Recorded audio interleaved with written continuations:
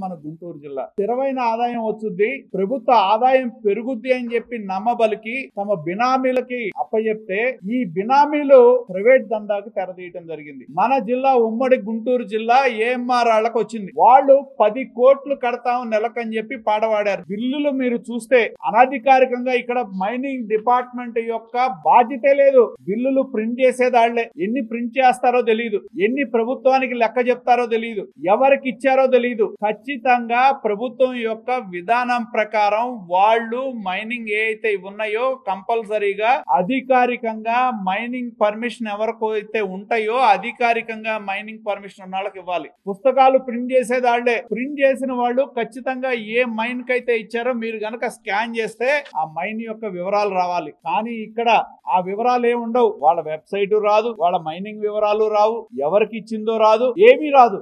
అంటే ఇది చాలా పెద్ద దోపిడీకి జరుగుతా ఉంది ఈ మైనింగ్ సెస్ వసూళ్లలో.